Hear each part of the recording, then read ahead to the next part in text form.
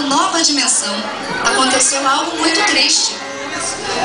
O povoado estava sendo perseguido pela guarda do rei, pois possuía esse povoado algo muito especial. Nesse povoado existia um casal que esperava ansiosamente dar à luz ao tão esperado Filho de Deus.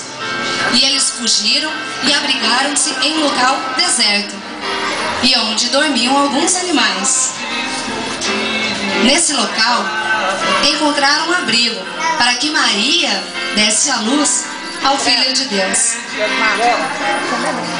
Fato tão importante não passou desapercebido aos homens de bem.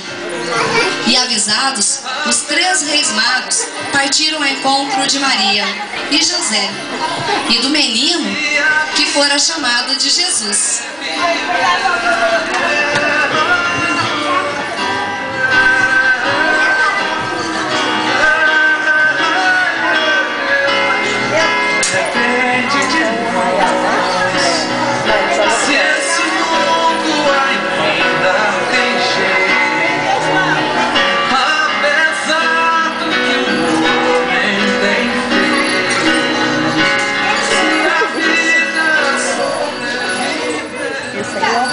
Consigo, os 3 reis magos trouxeram presentes doados por lindos anjos.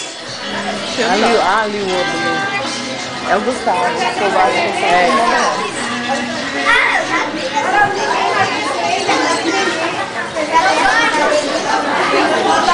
Cadê os anjos? Cadê os anjos?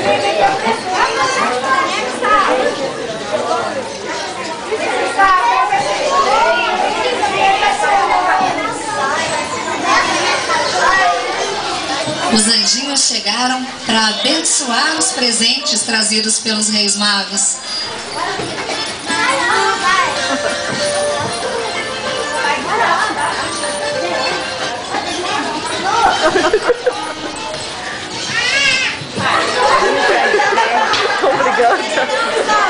Com a missão de plantarem a semente de um mundo melhor, os pastores da paz vieram ao encontro dos homens, desejando que cada um faça a sua parte, pois um bom futuro só depende de nós.